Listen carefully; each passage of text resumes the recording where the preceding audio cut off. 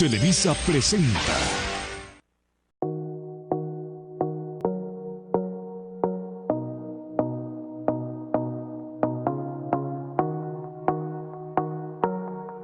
Hola, soy Pablo. Two trailer park girls go round the outside, round the outside, round the outside. Qué dolor que sea tan mala y tan bonita, que cualquiera se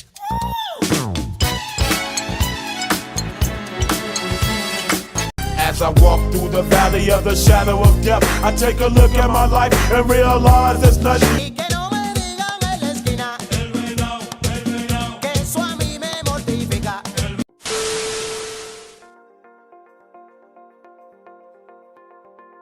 Hablar sobre el experimento de Hawthorne. Primero empezaremos con los antecedentes históricos.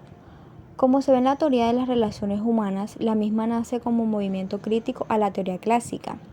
Desde su concepción tuvo como idea principal corregir la fuerte deshumanización del trabajo que proporcionaba la teoría clásica, a través del sometimiento que padecían los trabajadores al tener que usar procedimientos precisos, estrictos e inflexibles. El gran desarrollo de la teoría de las relaciones humanas estuvo dado por las llamadas experiencias de Hawthorne, realizadas por Elton Mayo en una fábrica de teléfonos en la ciudad de Hawthorne.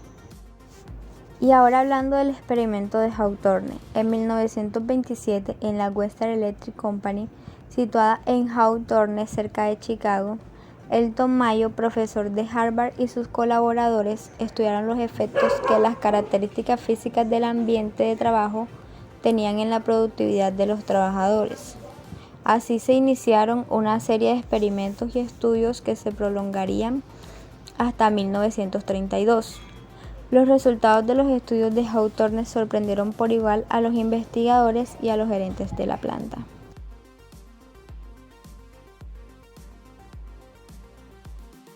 Primera fase del experimento de Hawthorne.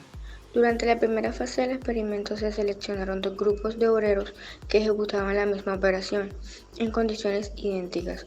Un grupo de observación trabajó bajo intensidad variable de luz, mientras que el segundo de control trabajó bajo intensidad constante. Se pretendía averiguar qué efecto producía la iluminación en el rendimiento de los obreros. Los observadores no encontraron una relación directa entre las variables. Sin embargo, verificaron con sorpresa la existencia de otras variables difíciles de aislar, una de las cuales fue el factor psicológico. Los obreros y las obreras reaccionaban al experimento de acuerdo con sus posiciones personales, o sea, se creían en la obligación de producir más cuando la intensidad de la luz aumentaba y producir menos cuando disminuía. Ese hecho se obtuvo al cambiar las lámparas por otras de la misma potencia. Aunque se hizo creer a las obreras que la intensidad de la luz variaba, con lo cual se verificó un nivel de rendimiento proporcional a la intensidad de luz bajo la cual aquellas suponían que trabajaban. No me salgas con mentiras, Rogers, lo sabías. Se comprobó la primacía del factor psicológico sobre el fisiológico. La relación entre condiciones físicas y la eficiencia de los obreros puede ser afectada por condiciones psicológicas. Al reconocer la existencia del factor psicológico solo en cuanto a su influencia negativa, los investigadores pretendieron aislarlo o eliminarlo del experimento por considerarlo inoportuno.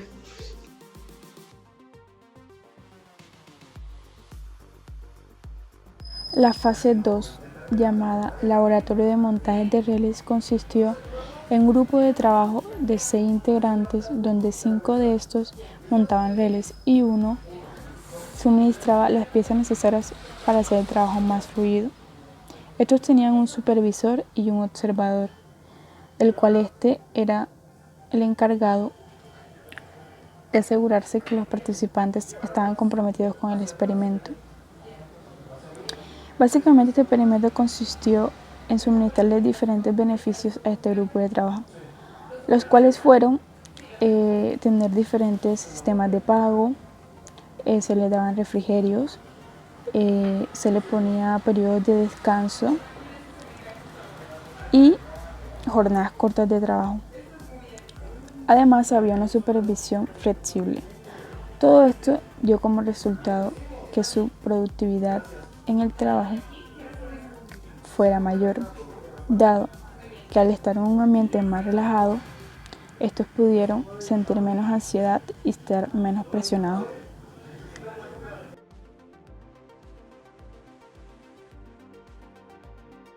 En esta fase se realizan entrevistas dirigidas hacia los operarios con el fin de conocer sus actitudes y sentimientos con respecto a las tareas que desempeñan. Se implementan entrevistas no dirigidas para permitir la expresión libre por parte de los trabajadores. Resultados positivos obtenidos por la entrevista a la empresa creó la División de Investigaciones Industriales en 1929, la cual tenía como función seguir poniendo énfasis sobre estas, expandirlas hacia todos los trabajadores. A partir de estas entrevistas se descubrió que dentro de la empresa existía un supragrupo formado por los trabajadores. Este grupo tenía ciertas características. Se aplican estándares para producción. Se crean códigos o normas del tipo no formal. Se generan expresiones para manifestarse con el conformismo.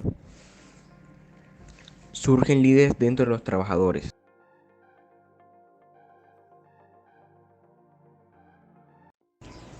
Cuarta fase. Se escogió un grupo experimental de 9 operadores, 9 soldadores y 2 inspectores, todo de la sección de montaje de terminales para estaciones telefónicas, el cual pasó a trabajar en una sala especial cuyas condiciones eran idénticas a las del departamento. En la sala había un observador, fuera de esto una persona entrevistada esporádicamente a aquellos obreros. Ese experimento, que pretendía analizar la organización informal de los obreros, duró en noviembre de 1931 a mayo de 1932. El sistema de pago se fundaba en la producción de grupo. Existía un salario hora basado en innumerables factores y un salario mínimo horario para el caso de interrupciones en la producción. Los salarios solo podían ser elevados si aumentaba la producción total. Una vez familiarizado con el grupo experimental, el observador pudo constatar que los obreros de la sala utilizaban un conjunto de artimañas. Cuando alcanzaban lo que ellos juzgaban era una producción normal, reducían su ritmo de trabajo, manipulaban el informe de producción, de manera que el exceso de producción de un día acreditarse a otro día que hubiese un déficit.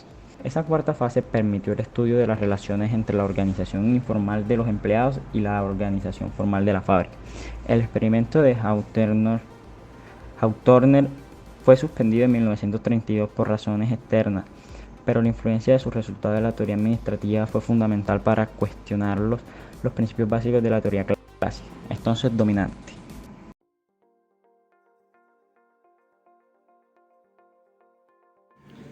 Conclusiones del experimento de Hawthorne. El nivel productivo de un grupo empresarial depende de la integración social presente en el mismo. Los trabajadores se opondrán a cualquier cambio propuesto por la administración de la empresa que interfiera de manera perjudicial con sus intereses colectivos. Los trabajadores no pueden ser tratados de manera aislada por parte de la administración de la empresa, sino que deben ser tratados como parte de un colectivo o grupo social. Según Elton Mayo, la motivación económica no era el factor determinante del rendimiento laboral de los trabajadores, sino que las motivaciones sociales y morales son las que influyen de manera determinante en el desempeño laboral. El comportamiento de los trabajadores está condicionado por normas o estándares sociales. Dichas normas pueden ser determinadas por el grupo social al cual pertenece dentro de la empresa.